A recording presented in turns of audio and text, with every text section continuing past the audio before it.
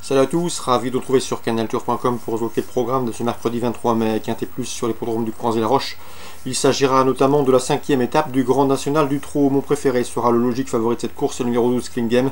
Il reste sur une série de succès, il affiche d'ailleurs 14 victoires en 26 courses courues. Il a remporté les étapes de la Capelle et de Marseille-Borelli. C'est un véritable rouleau compresseur, un cheval dur à l'effort et une nouvelle fois, il s'annonce difficile à déloger. C'est le numéro 12 Klingem, s'il part sur bonne jambe, il faudra être fort pour le devancer. On lui posera le numéro 5, Bebop Fort, vu son avantage cet hiver à Vincennes, où il a signé notamment 4 victoires consécutives. Sa dernière sortie à Cholet ne compte pas, le cheval est déféré. Il s'agitait d'une course de rentrée, cette fois-ci pieds nus, qui s'annonce redoutable et il devrait refaire parler de lui. On retiendra également le numéro 16, Coup droit, bon finisseur. D'ailleurs, il avait bien fini pour s'adjuger le prix de la Côte d'Azur cet hiver à Cagnes-sur-Mer. Le numéro 6, Classe de l'Oriol, est en forme. Elle vient de se classer deuxième d'un groupe 3 à Vincennes, marchant ce jour-là une 12-6, preuve de sa bonne condition physique. Le numéro 7, Ballando, n'a pas gagné depuis presque un an, mais c'est un cheval régulier. Il n'a jamais terminé plus loin que 6e lors de ses 7 dernières sorties. Il a terminé 3e de l'étape disputée à la Capelle. Le 3, Un cher ami, a maintenant 10 ans, mais il est toujours un gant. Il a gagné un Quintet Plus en début d'année à Vincennes. Et sache également qu'il compte 2 courses au Creusé-la-Roche. Résultat, une victoire et une place de deuxième. Le 7, Viking Fromanteau, et le 8, Béline d'Urzy sont des compagnons d'entraînement.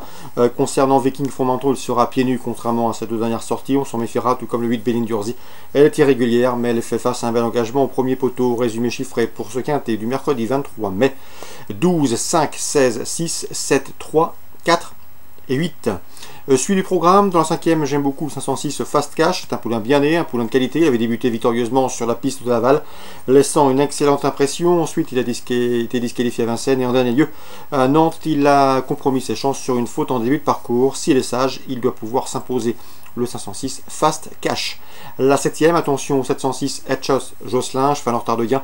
Il affiche déjà 5 victoires en 10 courses courues. Il a gagné sur notre sol à Nantes, à Cordemais, 2e à Rouen, 1er également à Mort de Bretagne, avant d'échouer récemment à Vincennes. Ici, il retrouve une piste qui devrait lui permettre de reprendre le cours de ses bonnes performances.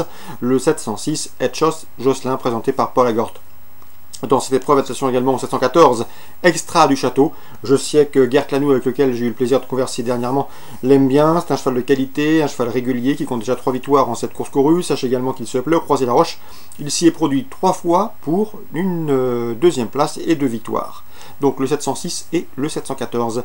Lyon d'Angers, Réunion 3. Dans la 2e, attention au 201 Daguet qui compte 3 courses en plat. Il a également couru en obstacle, mais déjà 2 victoires et une place de 3e. C'est un candidat aux premières places.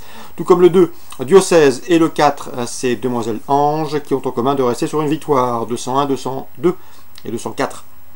Thierry Pochet n'est pas négatif dans le cross avec 301 King de Théier.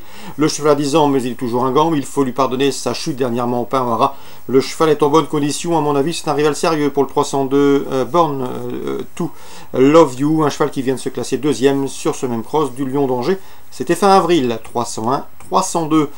Concernant la 8e, le 811 Obédience annonce redoutable. Elle a terminé 3e de Listed l'an dernier à Deauville avant de prendre une 4e place dans un groupe 3 toujours à Deauville. Ici, c'est une première chance théorique, tout comme le 710 Post-War qui n'aura contre lui que de faire sa course de rentrée, car en valeur pure, il n'a rien à envier à ses rivaux du jour, 811 et 810. Concernant Vichy, Réunion 4, on fera confiance à Sylvain Dupont avec la 3e 306.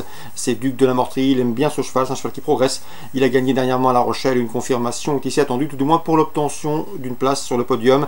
On lui associera le 308, c'est Danseur du Lupin, régulier et au mieux, mais également le 303, c'est Destin de Loré, qui vient de s'imposer à Graigne. 303, 306, 308 dans l'ordre du programme. La 5e, on fera confiance au 503 Eliska Berry. Je sais que Pascal Montulé l'aime bien. La jument n'est pas toujours facile, mais confiée à JMB et pieds nus, elle devrait répondre présente. Et le 711 également, Apollo de Noyac, mérite crédit. Lors de ses 3 dernières sorties autre-montées, le cheval n'a pas connu la défaite, de quoi incliner la confiance. Pour Vichy, Réunion 4, la 3e, le 3, le 6, le 8, la 5e, le 3 et la 7e, le 11. Bonjour à tous, rendez-vous demain pour une nouvelle émission.